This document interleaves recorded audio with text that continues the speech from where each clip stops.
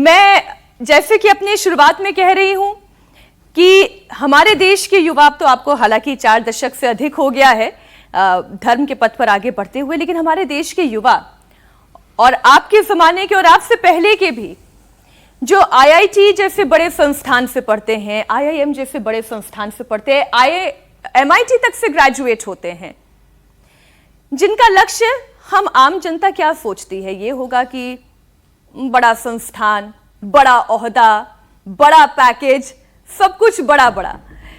लेकिन कर्म क्षेत्र आपका धर्म बन जाता है, क्यों?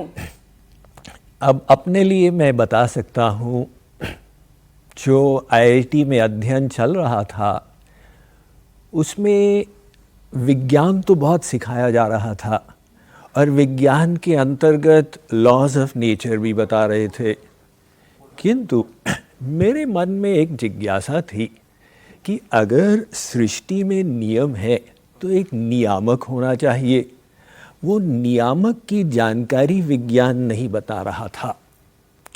और दूसरी बात ये थी कि जो मेरे लिए बड़े प्रश्न थे, मैं हूँ कौन, मैं इस संसार में आया किस लिए, आने पर मेरा लक्ष्य क्या है, इसका ज्ञान भी नहीं दिया जा रहा था। हो सकता है यदि उस समय शिक्षा के साथ साथ आध्यात्मिक ज्ञान भी बताया जाता तो ये कदम आवश्यक नहीं होता, किंतु उसके अभाव में सत्य की खोज में निकलने पर ये कदम मुझे बहुत संतोषजनक लगा।